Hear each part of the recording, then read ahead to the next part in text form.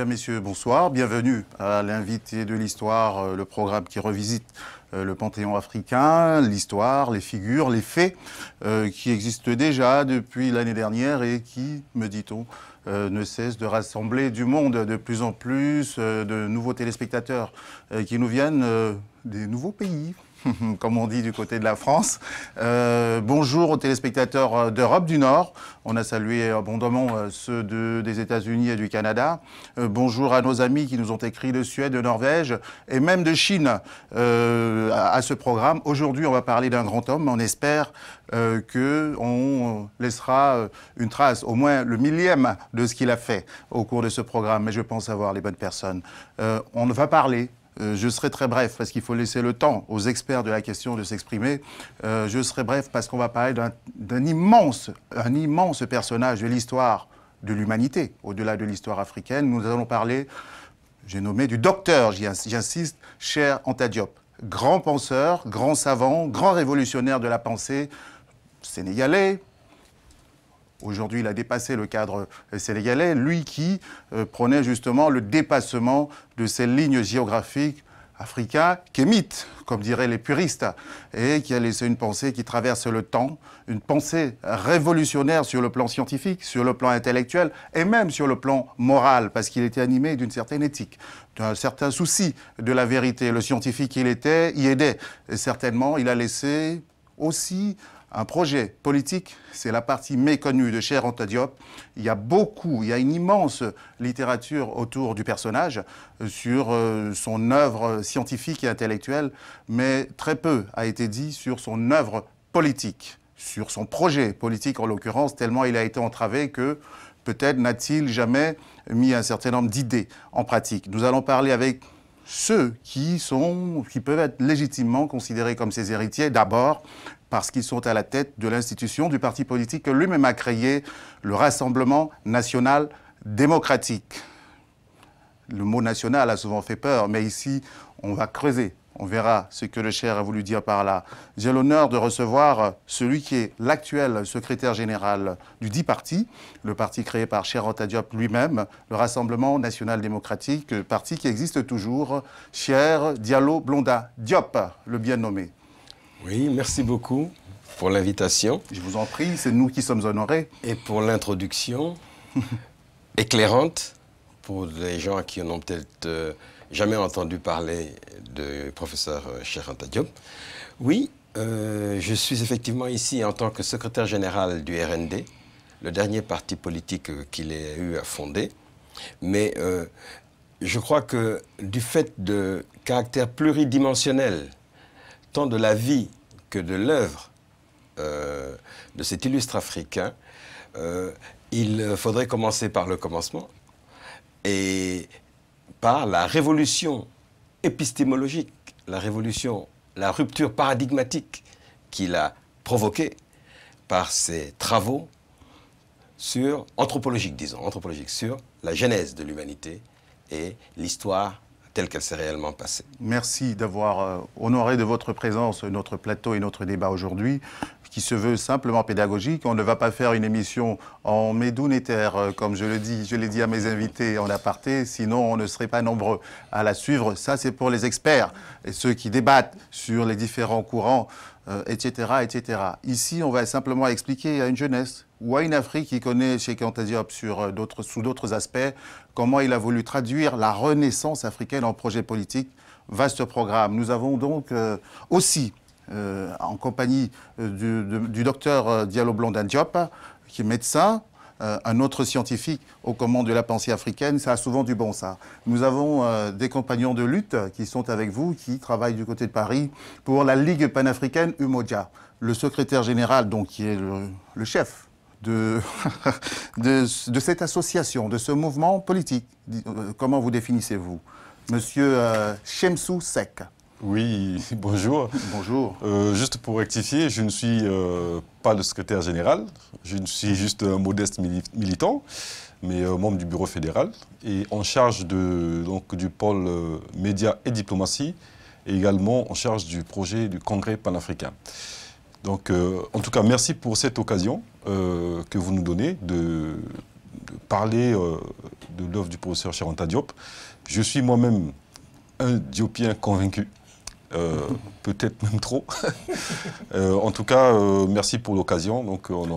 Qu'est-ce que c'est votre organisation? Quel est son objet? Donc, la Ligue panafricaine Umoja, LPU, est une association politique. Nous sommes sur le continent en section territoriale. On se déploie au fur et à mesure sur le continent. Nous avons à peu près 5 à 6 sections territoriales déjà déclarées. Vous comptez combien de membres? Nous comptons sur la section France à peu près une trentaine de membres. Sur la section Espagne, il y a à peu près 7 membres. Au total? Et au total, je dirais, il y a à peu près une soixantaine de membres sur l'ensemble des sections. Vous existez depuis combien de temps? Nous existons depuis 3 ans. Depuis 3 ans. Quel est l'objectif? Puisque Ligue panafricaine, c'est déjà un programme. Umoja, ça signifie quoi pour Umoja, le terme Umoja, ça signifie unité. Et depuis nos dernières universités, nous nous définissons comme un mouvement de libération.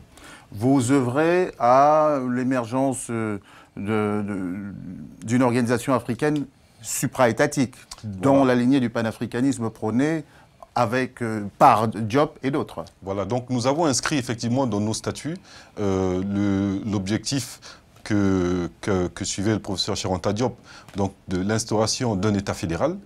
Et nous avons inscrit dans nos statuts les 2 piliers en termes idéologiques que sont Cheikh Anta Diop et Kwame Nkrumah pour le combat pour l'unité de l'Afrique, également le combat pour la renaissance africaine. Est-ce que vous parlez aux peuples africains ou aux institutions africaines pour l'émergence de cette Afrique unie? Alors, quand on est diopien ou quand on est LPU, on parle au peuple, d'abord.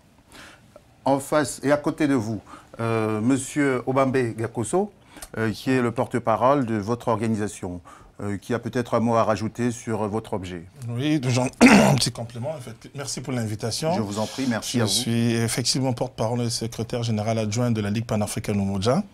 Le complément d'information que l'on peut apporter, vous nous avez demandé si on parle au peuple. C'est vrai qu'il y a un mot qui est un peu plus fort que celui-là, c'est le mot de masse.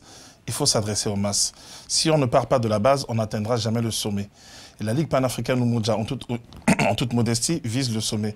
Le sommet, pour nous, c'est de voir un jour le drapeau d'un État supranational sur le continent.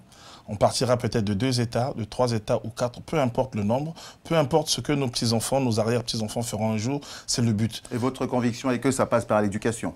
On n'a pas le choix. Nous sommes obligés de passer par l'éducation.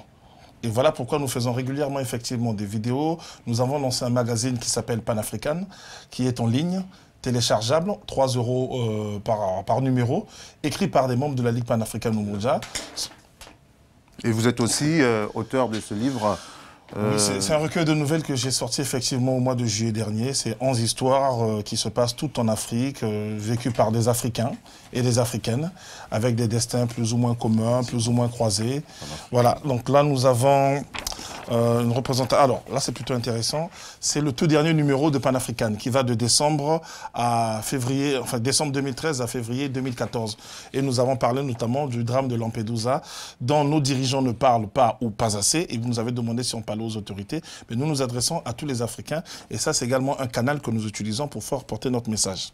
Merci pour cette présentation sommaire de nos invités qui, je pense, pour ceux qui en doutaient encore, vous donne une certaine autorité pour parler de la grande figure de Cheikh Anta Diop au cours de cette émission. On va faire une petite virgule, une respiration, une espèce de césure et on rentre dans notre sujet de plein pied.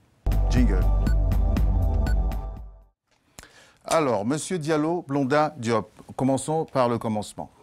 Cheikh Anta Diop, né où? Dans quel pays? Ça vous paraîtra surprenant, mais il y a des gens qui le découvrent ce soir. Dites-nous, qui est cet enfant qui naît quelque part au Sénégal? Merci encore.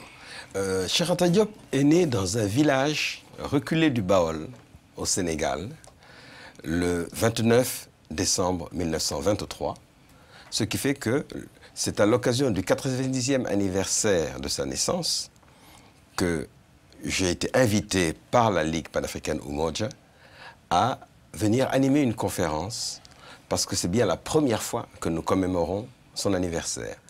Ce que nous commémorons traditionnellement au Sénégal, c'est la date anniversaire de son décès. Le 7 février 1986. Très bien. Donc cela fait plus d'un quart de siècle que le RND, le dernier parti politique qu'il ait fondé, organise rituellement, si j'ose dire, un pèlerinage à Ceytou, qui donne l'occasion de rassembler ses amis, ses parents, ses partisans, ses militants et ses sympathisants. En 1923, à quoi ressemble le Sénégal?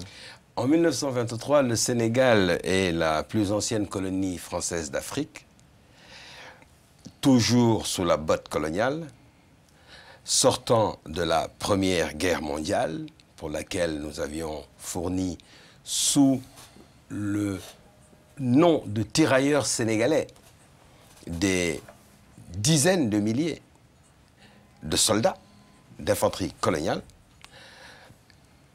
qui n'étaient pas que sénégalais, qui venaient de tout l'empire français d'Afrique, comme on disait à l'époque. Et ce Sénégal-là, surtout dans la région où il est né, dans l'arrière-pays, coïncidait avec l'apparition d'un phénomène confrérique inédit dans l'histoire du pays, le phénomène, la création de la confrérie mouride. Il était mouride? Il est né dans une famille mouride. Il a commencé par parce qu'il a de façon extraordinaire, il a perdu son père quelques jours après sa naissance. Ce qui fait qu'il était un fils unique. Et il a donc commencé, comme tous les enfants du terroir. Il est né en milieu rural? Il est né dans un village reculé, je vous dis, qui ne devait pas avoir 50 habitants à l'époque. Vous voyez? Et il a commencé par l'école coranique dans la capitale du mouridisme, Diourbel. Et il a appris le Coran en même temps que d'éminents dignitaires de la famille des Mbaké Mbaké. En précisant que le mouridisme, c'est un mouvement créé par Serigne Touba. Serigne Bamba. Et qui apportait quoi comme nouveauté dans l'islam qui propre au Sénégal? Un islam, si j'ose dire, africanisé, indigénisé, par rapport à l'islam de la confrérie Tidiane, qui était fortement arabisé. Vous voyez, et dont le fondateur repose à Fès, au Maroc. Il va à l'école très tôt? Il va à l'école coranique très tôt, mais il en sort relativement tard, puisqu'il n'arrivera à l'école française qu'à l'âge de 11 ans. En quelle classe? Il a commencé par ce qu'on dirait le CI, c'est-à-dire par la première année de l'élémentaire, mais étant donné que c'était un surdoué, et que c'est difficile à contester, et que son maître coranique l'avait déjà identifié comme tel dans son apprentissage du Coran, au point qu'on l'a accusé de favoritisme en faveur de cet élève, il a sauté les classes dans le cursus scolaire français pour arriver rapidement, à la veille de la fin de la Deuxième Guerre mondiale, au baccalauréat, où il a passé dans la même année, 1945, si je ne m'abuse, ou 46 plus exactement, et le baccalauréat Mathelem et le baccalauréat Philo, la même année. C'est ce qui lui a permis de bénéficier d'une bourse de la municipalité de Dakar grâce au président Lamine Gueye, qui était le grand notable politique sénégalais de l'époque et a succédé à Blaise Diagne. Et il s'est retrouvé à Paris, où il a mené de front des études littéraires et des études scientifiques. En vérité, je leur ai raconté ça hier, en l'arrivée à Paris, il voulait faire l'école supérieure d'aéronautique. Il avait débarqué avec l'idée de faire super-héros. Mais malheureusement, l'école avait été fermée par les Américains après la Libération. C'est ainsi qu'il se retrouvait en faculté des sciences à faire une licence de physique-chimie. Mais très vite, il s'est intéressé à l'histoire, puis à l'anthropologie, puis à la linguistique, et il a fait des études de philosophie, il a fait des études d'histoire, il a même fait des certificats d'esthétique lorsqu'il a découvert l'Égypte. Bref, il a acquis une formation académique pluridisciplinaire. Quel est l'environnement dans lequel il débarque à Paris? L'environnement noir à Paris? Alors, on est au lendemain de la défaite du nazisme, mais la contribution décisive des colonies françaises à la libération de la France, c'est grâce à l'arrière-pays colonial, hein, le territoire d'outre-mer, comme on va dire, à partir de 1946, que la France va faire partie des pays vainqueurs et non pas des pays libérés. Le contre-coup, c'est que toute l'élite intellectuelle africaine, francophone si j'ose dire, naissante, était dans la vague du réveil indépendantiste qui va déferler à travers les 3 continents, et en particulier à travers l'Asie et l'Afrique. C'est la même période aussi où est en train d'émerger en France le fameux mouvement de négritude, dont les 2 figures sont très connues, et on va retrouver un duel plus tard. Senghor, Césaire, il y a Alioune Diop, et il y a d'autres. Et Léon Gontran Damas. Ils sont amis, ils se côtoient? Non, parce qu'ils ne sont pas tout à fait de la même génération. Senghor est né en 1905-1906. C'est son aîné. Et au moment où Cherf aborde ses études supérieures, Senghor a lancé le mouvement de la négritude au moins une décennie auparavant. Il est enseignant. Il est enseignant et surtout il rentre au pays pour se lancer en politique, puisque c'est Lamine Gueye qui va le présenter aux Sénégalais. Et on doit à la vérité de dire que le concepteur de la notion de négritude, c'est Césaire. C'est pas Senghor. Mais Césaire restera éternellement reconnaissant à Senghor de lui avoir fait découvrir l'Afrique. Dans un contexte où le mépris pour l'Afrique et les Africains était tellement ordinaire que ce fut pour lui une véritable révélation. Vous parlez du mépris. Est-ce ce mépris qui va créer un choc chez Anta Diop et qui va le pousser à aller chercher quelque chose? Les autres ont cherché dans une certaine sublimation littéraire des choses, lui il allait chercher dans la science. En vérité, ceux qui ont connu Cheikh Anta Diop aux différentes étapes de sa vie vous expliquent que cette espèce de curiosité, ou même d'avidité intellectuelle qui le caractérisait, a commencé dès l'école primaire. Il cherchait à transcrire sa langue maternelle dans un alphabet. Et comme on lui disait que c'était le pays de l'oralité et qu'il n'y avait pas de langue écrite africaine, il a essayé d'inventer un alphabet. On a retrouvé des cahiers où il essayait, parce qu'il avait une parfaite maîtrise de sa langue maternelle. Il était au CM2 quand il a effectivement... Quand il a sorti une tentative d'alphabet de son cru. Vous voyez? Et c'est comme ça aussi qu'il raconte qu'il est tombé sur l'Égypte presque fortuitement. Hein? Même si, selon Pasteur, il n'y a pas de hasard en science. Ou plus exactement, même s'il y a le hasard ne sourit qu'aux esprits préparés. Et c'est comme ça qu'il est tombé sur l'Égypte au Louvre. Chemsou Seck. Oui. Qu'est-ce qui vous frappe dans le jeune Cheikh Anta Diop parisien? Mais, déjà, avant d'arriver au Cheikh Anta Diop parisien, juste quelques anecdotes. Effectivement, le travail qu'il a fait au collège sur l'alphabet. Et puis, l'anecdote où il a été chassé de l'école. C'est plus qu'anecdotique. Racontez-nous ça. Renvoyé de l'école parce qu'il avait certainement tenu affront avec son professeur en lui montrant ses insuffisances. Donc le professeur n'ayant certainement pas supporté l'affront de cet enfant presque prétentieux, mais en fait trop intelligent, l'a renvoyé à l'école. Peut-être que les détails de croustillant le docteur Diop pourrait en savoir plus. Mais effectivement, l'anecdote que je retiens, c'est qu'il a été effectivement renvoyé comme ça à l'école. Mais il a poursuivi quand même, il a changé d'école. Il faut savoir qu'à l'époque, les maîtres, les enseignants français, colonialistes, martelaient littéralement dans l'esprit de nos pères que, vous savez, en tant que nègre, vous avez forcément un coefficient intellectuel inférieur, limité, et vous pouvez acquérir le niveau des primériens, on les appelait le niveau de certificat d'études primaires. Mais vous ne pouvez pas aller au-delà, parce qu'après, il y a le latin, il y a le grec, il y a les mathématiques, et c'est un peu trop compliqué pour vous. Et d'ailleurs, le baccalauréat n'existait pas chez nous. En AOF et en AF, on l'appelait le brevet de capacité coloniale. C'était son nom. C'est ce que Cheikh Anta a passé en 1946. Et les quelques rares. Il y avait à l'époque, pour toute l'AOF et toute l'AF réunies, dans les écoles qu'ils avaient créées, centralisées dans les capitales fédérales, les bacheliers se comptaient à l'unité. Vous aviez des promotions de 2, 3 admis au baccalauréat. Et s'efforcer d'atteindre le brevet de capacité coloniale et pour entrer à l'université était considéré comme une rupture de banc. Obambega Kosso, porte-parole de la Ligue Umoja, vous vous intéressez certainement au cheminement intellectuel de ce cher Diallo, ce cher, pardon, Anta Diop. Les Diop... Vous y intéressez. Comment s'opère-t-il? Quel étudiant est-il à Paris, tout simplement? Brillant, multidirectionnel, où il a un projet clair, où les choses arrivent un peu par hasard, ce que ne dit pas Bachelard. Bon, là, je parle en mon nom, je ne crois pas au hasard. Et j'ai pour habitude de dire, j'ai dû le lire quelque part, mais en toute honnêteté, je ne saurais pas vous dire de qui je tiens cette citation. Le hasard, c'est notre incapacité à comprendre les choses. Ça, c'est d'une part. D'autre part, j'ai discuté avec un aîné, très érudit également, qui s'intéresse à toutes ces questions, Doumbie Fakoli.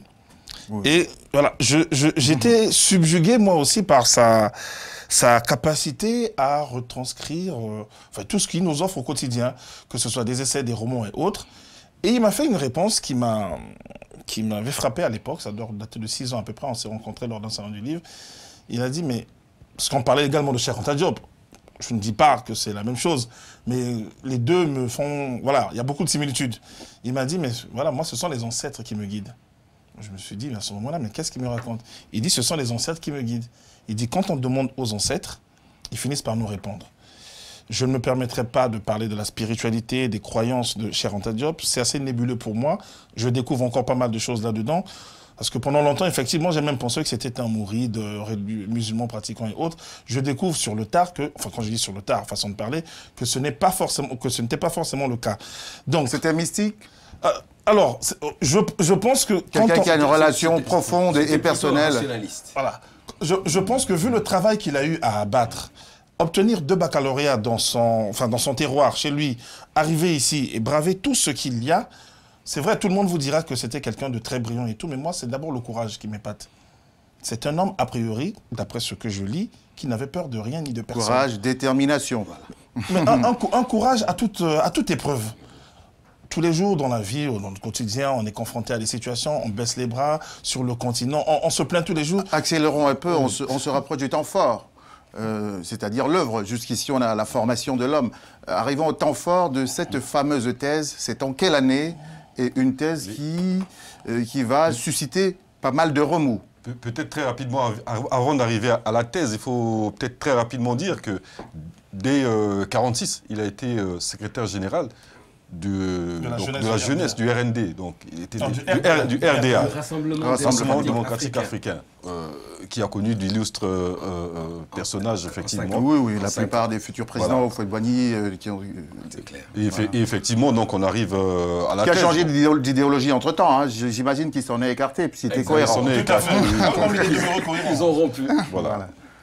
Et donc on arrive... En même temps que Léo Myomé, qui était la section camerounaise du RDA à l'UPC. Voilà. Et le PAIGC, qui était la section guinéenne du RDA. Le PDG. À cette époque-là, le communisme était très prégnant en France. Est-ce qu'il a flirté avec le PAIGC de Cabral? Oui, en fait, le RDA était apparenté au groupe communiste au Parlement français. Au départ, oui. Mais il y a eu un désapparentement. Manipulé, manœuvré par François Mitterrand, alors ministre de l'Intérieur et de la France d'Outre-mer, avec des moyens un peu inavouables. Mais Cheikh Anta Diop n'a jamais accepté l'affiliation communiste, tout simplement parce que sur la question coloniale, les communistes, comme tous les autres courants de pensée du spectre politique français, étaient des colonialistes au fond. C'est-à-dire qu'ils disaient « Votre émancipation de notre tutelle ne pourra survenir qu'après la révolution prolétarienne en France. » Tout comme les gaullistes ou les autres disaient « Il faut que nous vous guidions encore quelques décennies sur les pas de la civilisation avant que vous puissiez vous gouverner vous-même. » Les grands enfants. Et le grand enfant, Cheikh Anta Diop, il a refusé. Il a refusé d'être un enfant. Il est allé au bout de son parcours. Arrivons à la thèse, parce que ça passe très vite, les minutes d'une émission, puisque derrière, on a le projet politique. Arrivons maintenant à la pensée, qui va se matérialiser, enfin, qui va marquer comme ça son entrée sur la scène de la pensée par une thèse d'abord. La thèse en elle-même de Cheikh Anta Diop, elle porte sur quoi? Et pourquoi tant de remous autour de sa soutenance? Mais je vais juste dire quelques mots, docteur complétera. Bon, la thèse, le Cheikh Anta Diop, effectivement, a écrit la thèse qui est devenue le bouquin Nation d'agriculture, qu'on peut voir là. Et le fond de la réflexion, bon, il dit qu'il est arrivé à l'Égypte par hasard. Mais ses recherches, en fait, d'historien, d'historien anthropologue, c'était d'abord de faire des recherches, de pousser le plus loin possible dans la connaissance de l'histoire de l'Afrique. Et cette connaissance, effectivement, l'a emmené jusqu'à l'Égypte antique. Et cette pensée, effectivement, ce paradigme qui était nouveau à l'époque, en réalité, venait bouleverser. Qu'est-ce qu'il dit qui bouleverse les gens? Qu'est-ce qu'il dit? Voilà. Il explique en fait que son projet scientifique a résulté d'un constat au cours de sa formation universitaire, académique. Il dit, quand je m'intéresse à l'histoire des autres peuples, je me rends compte qu'il y a une continuité jusqu'à la haute antiquité, jusqu'à la préhistoire. Quand j'aborde mon continent, à moi, l'Afrique, la plus grande profondeur que je puisse obtenir, c'est celle de 2, 3, 4 siècles. Et puis après, c'est le trou noir. Il dit donc, puisqu'on dit que, certains disent, parce qu'à l'époque, ce n'était pas acquis, certains disent que l'humanité est apparue en Afrique. Mais entre l'apparition de l'Homo sapiens sapiens dans la vallée de l'Homo au Kenya et les temps modernes, que s'est-il donc passé? Et son projet a consisté à rétablir la continuité de l'histoire africaine, des origines de l'humanité à nos jours. Ça va donc depuis le débat sur l'origine monogénétique africaine de l'humanité, qui est maintenant un lieu commun, plus aucun scientifique sérieux ne conteste ce fait. Je vous suspends quelques secondes et vous reprenez la parole juste derrière parce qu'il s'exprime sur cette question dans une vidéo tournée aux États-Unis et qui fera date. Aujourd'hui, la science sait de façon sûre que l'humanité a pris naissance en Afrique, sous la latitude du Kenya, dans cette région qui est à cheval sur le Kenya, l'Éthiopie et la Tanzanie, et qui va même jusqu'en Afrique du Sud, suivant un axe nord-sud. Or, une humanité qui est née sous une telle latitude au niveau de l'équateur n'aurait pas pu survivre si elle n'était pas pigmentée noire dès son apparition. La nature ne crée rien au hasard et elle a protégé l'humanité qui est née sous l'équateur en Afrique par un écran de mélanine. C'est ce qui fait que les premiers hommes étaient nécessairement noirs tant qu'ils n'étaient pas encore sortis de l'Afrique.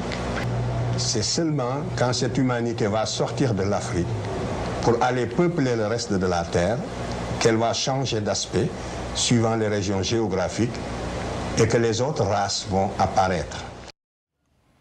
Voilà les vérités qui dérangent. Voilà. Mais en fait, le vrai coup de tonnerre dans le ciel serein de l'Académie occidentale impérialiste, c'est quand, dans sa remontée vers les temps modernes, Cheikh Anta va tomber sur ce qu'il a appelé le plus grand crime commis contre la science, contre la vérité scientifique, qu'est l'égyptologie coloniale. Résumé. En résumé, c'est la première grande civilisation de l'Antiquité. L'instructrice est la mère nourricière de l'humanité, de tous les autres continents, dans tous les domaines de la connaissance, de la science, de la religion, de la philosophie. Des arts. De tous les domaines, l'architecture, avec des traces matérielles incontestables, irréfutables, qu'on a tout simplement décidé d'en frustrer l'Afrique en disant que l'Égypte et sa civilisation antique, la première, n'est pas africaine, qu'elle est sémite. Est-ce la raison cachée pour laquelle il y a donc le trou dans la continuité historique africaine? Il est arrivé à dater l'époque précise où cette conspiration contre l'Afrique, cette frustration de patrimoine a été accomplie, la date du forfait et surtout son mobile. À savoir que, comme il dit, les chasseurs de la préhistoire tuent d'abord psychologiquement sa proie avant de la dévorer.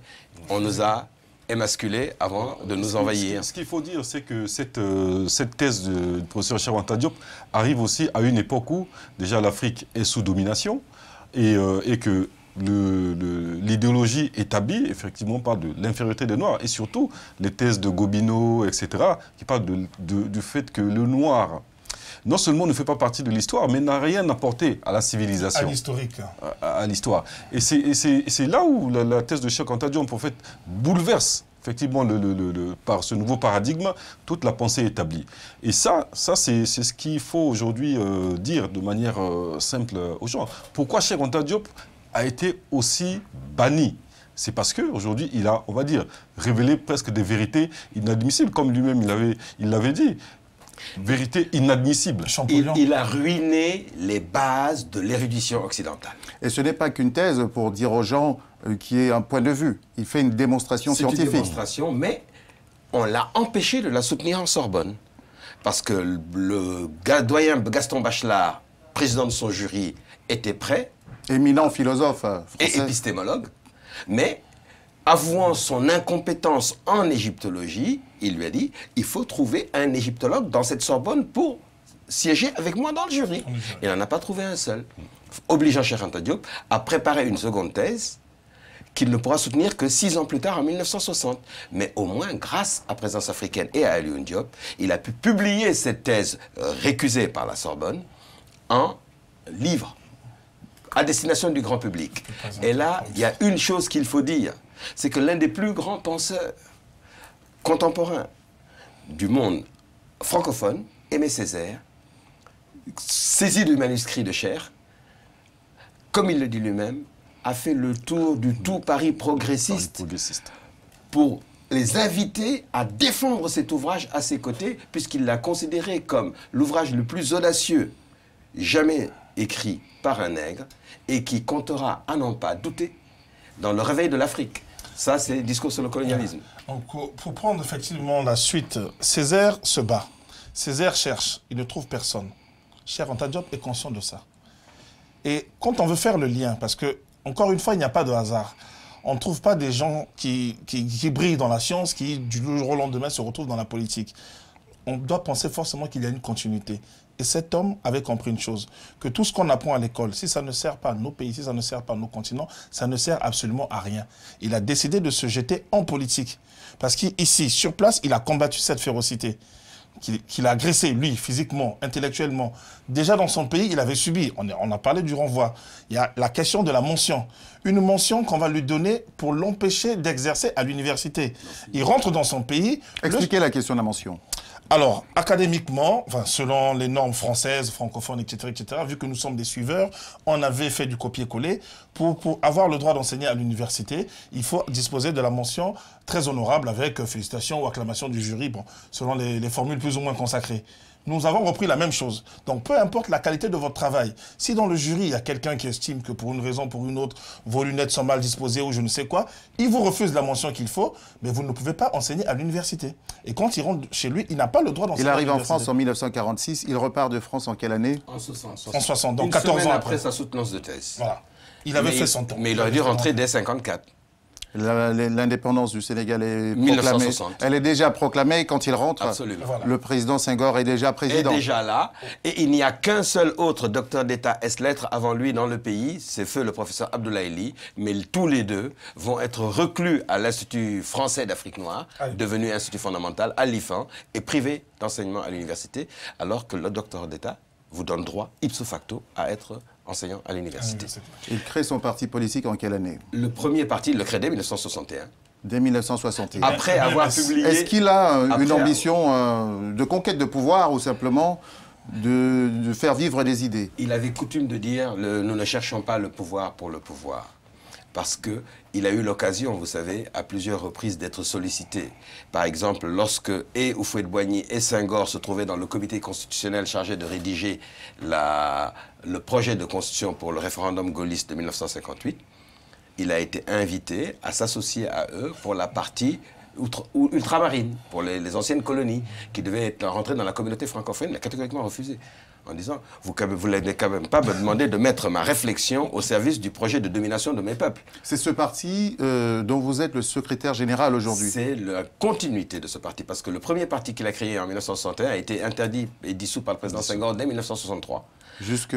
Et il en a recréé un dans la foulée en 1963 que Senghor a refusé de reconnaître. Le FNS. Le FNS, après le BMS. Mais en fait, du fait de l'incarcération prolongée de Mamadou Dia, premier président du Conseil et qui est le véritable père de l'indépendance du Sénégal, il avait décidé, il avait fait le serment que tant que Mamadou Dia resterait en prison, il ne créerait pas de parti politique. Ce qui fait que ce n'est qu'après la libération de Dia et de ses compagnons en 1974 qu'il a repris les préparatifs pour finalement créer un parti en février 1976 et ce sera le RND qui ne sera pas reconnu par le président Senghor jusqu'à son chute, jusqu'à son départ. Pourquoi le choix de ce nom, Rassemblement National Démocratique? Parce que précisément le premier parti auquel le professeur Cheikh Anta Diop a adhéré alors qu'il était encore étudiant à Paris, c'est le Rassemblement démocratique africain. RDA, qui est en fait le vrai libérateur de colonies françaises en Afrique. Un petit peu comme les ANC et les African National Union, KANU, TANU, etc. de l'Empire britannique. Le dernier est également un rassemblement. Et il devait s'appeler RNDS. Mais il a supprimé le S. Il a fait enlever le S du manifeste en disant qu'on ne peut pas créer un parti pour les micro-territoires non viables. Justement, quelle est sa pensée politique? Il nous reste... un quart d'heure, quelque chose comme ça. Allons-y au fond de sa pensée politique. Comment vit-il au Sénégal? Parce qu'il est très entravé par l'institution qui est là. Le président Senghor, à son égard, apparaît comme quelqu'un de très, très dur. Hostile. Disons les choses telles qu'elles sont. Comment il vit? Il vit très modestement. Absolument. Il crée son parti politique, les meetings, les manifestations sont interdites. Il est dans l'opposition. Et l'opposition n'est pas tolérée. Parce que c'est le système du parti unique. Moi, ce que j'ai envie de dire sur le message à la fois politique, mais de l'œuvre, dans l'ensemble de l'œuvre du professeur Cheikh Anta Diop, et ça revient souvent dans les titres même, c'est l'unité. L'unité culturelle, unité politique, unité historique, il y a cette continuité. Quand il parle de son projet politique, c'est le projet d'un État fédéral, effectivement, on voit même dans le terme rassemblement. Donc, en fait, c'est son rêve, je pense. Lui qui était si méticuleux, est-ce qu'il indique une démarche à suivre pour arriver à... Plusieurs. Il y a une qui me frappe le plus, c'est la langue. Hier, le docteur Diop nous a rappelé qu'approximativement 15% de la population sénégalaise parle, lit, écrit le français. Donc, si au Sénégal, je fais de la politique et que je m'exprime en français, j'exclus 85% de la population. Et les premiers textes que j'ai lus de lui, non seulement il y a le travail sur la langue, mais il a confirmé sur le terrain puisqu'il faisait ses meetings politiques en Wolof, ou Valaf pour certains puristes. Ça, c'est quelque chose qu'on doit retenir et sur lequel on ne doit jamais cesser de réfléchir. Une langue supranationale. Voilà, une langue d'unification continentale. C'est-à-dire, en fait, la clé, le message clé de Cheikh Anta en politique, c'est l'unification fédérale du continent africain. Condition sine qua non de sa survie à l'ère des grands ensembles que nous connaissons. Cette unité suppose une unification politique, c'est-à-dire les domaines de la diplomatie, de la sécurité et de la défense nationale, sécurité intérieure et défense extérieure, de la monnaie, de la haute administration, de l'enseignement supérieur et de la recherche scientifique doivent faire l'objet d'un abandon mutuel et réciproque de souveraineté. Deuxième élément, et c'est l'aspect culturel, et c'est là où l'apport, parce que ça se situe dans la tradition panafricaniste qui remonte au début du XXe siècle. Et il s'est inséré dans cette tradition avec un apport complémentaire qui lui est propre, c'est la dimension culturelle. Il nous faudra une langue d'unification continentale. C'est le lien entre la Renaissance, dont il est le chantre, et l'action politique. Et l'action politique, et l'engagement personnel. Voyez ? Et les valeurs. En politique, les valeurs, c'est quoi? Alors, les valeurs, c'est dans le premier article qu'il a écrit en tant que secrétaire général de l'Association des étudiants RDA, c'est de dire on doit faire de la politique pour des idées et non pour des personnes. On doit toujours, c'est le fameux message de Césaire à Pierre Aliquer au moment de leur élection en 1946, veiller, Pierre, au cours de notre mandat, nous devrons veiller à ce que jamais l'intérêt général ne soit noyé dans les eaux glacées de l'intérêt privé. Quel est son positionnement par rapport aux références occidentales classiques du Il les récuse toutes. Il les récuse toutes. Progressisme, capitalisme, socialisme. Parce que, encore une fois, tout le spectre politique européen est impérialiste et colonialiste au fond. C'est biaisé. Et donc, de notre point de vue, c'est bonnet blanc et blanc bonnet, comme ils disent. Ça pèse quoi aujourd'hui, le parti de Cheikh Anta Diop? Électoralement négligeable. Mais intellectuellement? Et, si vous voulez, du point de vue de l'impact politique et moral sur le pays, il est massif. Est-ce qu'il a eu des traductions ailleurs, dans d'autres pays africains? Il y a, à ma connaissance, en Afrique de l'Ouest, des mouvements type Génération Cheikh Anta Diop, au Burkina, Club Cheikh Anta Diop, au Mali ou au Sénégal, mais le projet de constitution d'un parti fédéraliste à l'échelle continentale est devant nous. C'est notre contribution, nous, la génération des fils, par rapport au projet élaboré par les pères. Ça vous tient à cœur, ça nous parle énormément. Je donne d'abord la parole à Cheikh qui est déjà chaud. Juste pour revenir par rapport à la question des valeurs, effectivement, le professeur Cheikh Anta Diop expliquait pourquoi il privilégiait les élections législatives aux élections présidentielles. Parce que législatives, on parlait au peuple, alors que présidentielles, c'était pour les personnes. Enfin, et puis juste pour revenir par rapport donc effectivement au projet politique, c'est ce que vient de dire le docteur Diallo Diop, c'est aussi le rêve et ce qu'essaie de faire la Ligue panafricaine Umoja, effectivement. Et on espère pour le mois de février 2014, nous allons aller à Dakar et sur le terrain, on a déjà commencé des discussions entre la Ligue panafricaine Umoja. Vous espérez, j'imagine, essaimer à peu près partout en Afrique, passer des messages. Vous êtes là, vous vous adressez à un public potentiellement réceptif. Nous passons des messages au quotidien. Quand on crée une section territoriale, en toute honnêteté, ce n'est pas de l'amusement. On n'est pas dans de la cosmétologie ou quelque chose dans ce genre. Voilà. À la télévision, c'est un des multiplicateurs. Hein. Ah oui, mais non. Cheikh Anta Diop fut élu député. Avec les tripatouillages électoraux au Sénégal, on lui avait concédé généreusement un poste de député après avoir bourré les urnes, comme on sait si bien le faire dans certaines contrées, même ici, hein, on connaît cette tradition. Il a refusé d'aller siéger. Et lorsqu'on parle de valeurs, c'est aussi des valeurs que nous véhiculons. Nous, Ligue panafricaine mondiale, nous sommes des bénévoles. Lorsque nous lançons ce journal, pour nous, pour tous les Africains ou non-Africains qui sont intéressés, qui peuvent télécharger ce magazine à travers le monde, nous ne sommes pas payés. C'est de notre temps, c'est de notre argent que nous utilisons pour que les Africains s'unissent. Est-ce que vous avez un objectif de conquête du pouvoir ou peu vous importe, ce sont les idées? Alors, ce sont les idées que nous devons au maximum diffuser. Nous ne sommes pas de doux rêveurs, nous savons très bien que nos enfants continueront le combat, nos arrière-petits-enfants continueront le combat. Cheikh Anta Diop nous avait prévenu sur la balkanisation du continent. Notre continent est en train de se balkaniser et nous en parlons au quotidien. Nous attirons l'attention de tous les Africains. Si nous ne sommes pas unis, même un petit pays comme le Sénégal peut se retrouver fragmenté en plusieurs demain. Comment on fait pour s'unir? Or, la fédération, point de salut. Comment on fait pour s'unir? Comment parvenir à la fédération? L'une des voies possibles, étant donné que nous ne pouvons nous unifier sincèrement et démocratiquement que par la persuasion, par des méthodes non violentes, contrairement aux autres fédérations qui se sont constituées dans l'histoire des autres continents. L'une des voies proposées par le professeur Cheikh Anta Diop, c'est l'organisation de référendums.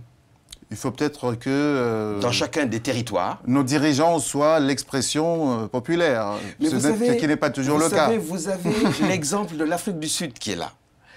L'ANC, parti centenaire, a une tradition panafricaniste avérée et elle a pris le pouvoir après 82 années de combat. Et Mandela est un patriote africain. Mais à l'échelle de la seule Afrique du Sud, malgré leur puissance intrinsèque, ils ont été obligés de transiger sur le pouvoir économique. Il n'y a que sur le pouvoir politique de une personne, une voix, qu'ils sont restés intraitables. Ça veut dire quoi? Ça veut dire que l'unification organique de notre continent pour pouvoir améliorer les conditions de vie de la grande majorité de nos concitoyens est une urgence et une nécessité vitale. Il nous reste moins de 10 minutes. Que chacun dise spontanément le message qu'il a. Personne ne le fera à notre place. C'est aux Africains eux-mêmes de trouver les voies et moyens de mettre fin au chaos actuellement programmé sur notre continent, à l'insécurité et à la misère endémique, à s'unifier et à s'entendre sur un plan de reconstruction et de développement endogène et autonome de notre continent. Et c'est là le lien avec l'œuvre intellectuelle, historique et anthropologique de Cheikh Anta Diop, ça passe par la prise de conscience par chaque Africain que nous sommes un à l'origine, culturellement. Exactement, et que tout projet politique, économique, social a forcément d'abord un préalable et un soubassement culturel. C'est à cela que nous travaillons dans la phase actuelle, à l'éveil des consciences, à la mobilisation des énergies, afin de pouvoir les organiser autour d'un projet. Pas de projet politique sans conscience culturelle nationale. Et la nation, c'est l'Afrique. La patrie, c'est l'Afrique. Oui, il faut le dire. Mais cette conscience culturelle, en réalité, ne peut venir que par l'éducation des masses. Et ça, c'est un des projets auxquels la Ligue panafricaine Umoja... Enseigner Cheikh Anta Diop dans les écoles en Afrique, est-ce que c'est courant d'abord? Même à l'université Cheikh Anta Diop de Dakar, il n'est pas dans les programmes. L'université qui porte son nom, voilà. Il n'est pas dans les programmes de la faculté de lettres. Où quelqu'un est venu nous rappeler que nous n'avions pas notre place dans l'histoire. N'est-ce pas? Pas assez. N'est-ce pas? Sur notre invitation, sur l'invitation d'un de nos chefs. Et donc, effectivement, il y a l'éducation à la base.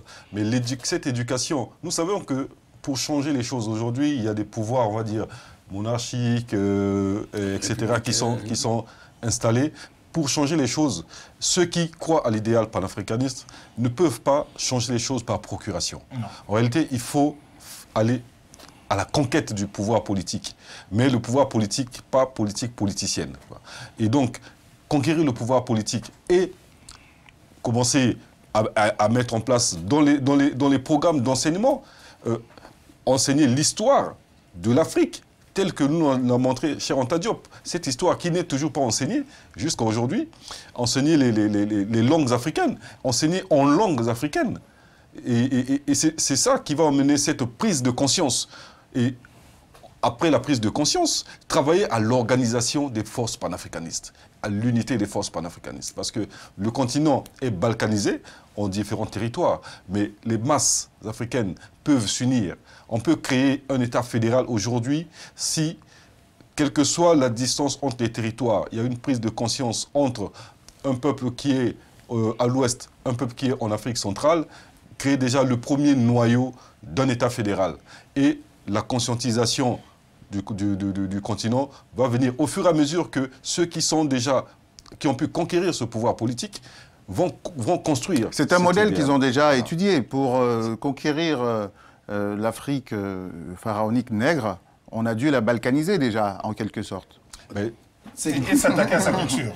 On l'a fragmenté. Mais vous voyez, et c'est notre rôle, c'est de montrer à nos compatriotes africains que la fragmentation et le démembrement de notre continent, qui a commencé avec le congrès de Berlin en 1885, se poursuit encore de nos jours. C'est-à-dire, malgré la décision de l'OUA en 1963 de décréter intangibles les frontières dites héritées de la colonisation, on a commencé par démembrer l'Éthiopie, voilà, les guerres avec l'Érythrée. On a démembré la Somalie a explosé. Avant 1885, il y a quand même plusieurs siècles d'un drame absolu. L'esclavage traite. Oui. Oui, mais c'est ça. Mais en fait, le colonialisme n'est que la continuité sous d'autres formes de la traite. Tout à fait. C'est un mouvement. Et la mondialisation sur le consensus de Washington d'aujourd'hui est encore la forme moderne et contemporaine de ce rapport, de ces traités inégaux, de ce rapport de force criminel qui nous est imposé en réalité, et auquel seule notre mobilisation et notre action pourra mettre un terme. Pour donner la perspective, il n'était pas le seul à parler de l'unité africaine. Il y a eu depuis, on a vu avec le mouvement panafricaniste, les Garvey, jusqu'à Kwame Nkrumah, jusqu'à Patrice Lumumba, tous les nationalistes africains étaient panafricanistes, ont rêvé de l'unité africaine. Et aujourd'hui, nous devons, les forces panafricanistes, mettre en marche. On sait très bien que ce sont ceux-là qui ont été mis hors jeu. Exactement. Alors que les fantoches font 2, 3, 4 décennies au pouvoir et nous refilent leurs rejetons quand ils s'en vont en toute sérénité. C'est ça qui doit prendre fin et personne n'y mettra un terme, si ce n'est nous-mêmes. Notre avenir est entre nos mains. C'est vrai que les gens souvent sont désespérés. 2, 3 éléments. Vous prenez aujourd'hui un panafricaniste qui gagne une mairie ou un village de 5000 habitants. Il construit une petite médiathèque. Le pouvoir ne pas donner d'argent, ce n'est pas grave. On prend dans cette médiathèque, on met ce livre. on met ces livres de Cheikh Anta Diop. Est-ce qu'on imagine l'impact que ça va avoir sur les enfants qui vont lire cela? Je laisse deviner. Deuxième élément, ne désespérons pas. Dans l'est du continent, Tanzanie, Ouganda, Kenya, Burundi, Rwanda, ils ont mis en place une zone économique monétaire unique. Ils vont avoir leur monnaie à eux. Castor Osende Afana a commencé, Tchoudiang Pouemi a continué le travail, Nicolas Agbo également. Et tout ça, c'est du job sans le dire. La monnaie unique, c'est du job sans le dire. Ne soyons pas désespérés. Cette Afrique va s'unir un jour, ça va se faire effectivement un petit pas, et non pas à pas forcer, comme l'a assez bien rappelé Diallo Blondin Diop. J'ajoute que la CEDEAO aussi est censée avoir sa monnaie commune à travers anglophones et francophones. Depuis 2020. Mais il s'est reporté de décennie en décennie. Hélas. La première échéance, c'était 81, puis 2000, puis 2015. Maintenant, on dit 2020. Bientôt, on va dire 2035. On ne peut plus continuer comme ça, c'est suicidaire. Il est temps d'agir, de cesser de parler. Pourquoi avec un projet aussi intéressant, révolutionnaire et opportun pour les Africains eux-mêmes, pourquoi ce faible impact sur le plan électoral au Sénégal? C'est dû il y a plusieurs facteurs. Il y a l'ignorance de la population. 30 secondes. Il y a l'importance de l'argent et de la corruption dans les procédures électorales. Il y a aussi les turpitudes des politiciens professionnels qui tiennent de beaux discours, mais qui, à l'épreuve du pouvoir, s'avèrent tellement décevants que finalement, le terme de politicien au Sénégal, et je crois que c'est répandu dans beaucoup de pays, est péjoratif quand il n'est pas insultant. En tout cas, moi, quand on me traite de politique, d'ailleurs, les rappeurs chez nous, ils disent politicien. de politicien. Moi, j'explique, je ne suis pas un politicien, je suis médecin, je gagne ma vie par la médecine. J'accepte d'être un homme politique, tout au plus. Eh bien, c'est terminé. Il faut des émissions pour parler de Cheikh Anta Diop et d'autres. On a parlé de son projet politique, j'espère que ça vous aura intéressé parce qu'on a abondamment parlé d'autres sujets qu'il a abordés. L'aspect politique, aujourd'hui, se révèle peut-être même encore plus intéressant, fondamental et marque l'avenir. On nous dénie le passé, peut-être que l'avenir nous appartient. Rendez-vous dans 15 jours pour l'invité de l'histoire. Bonsoir.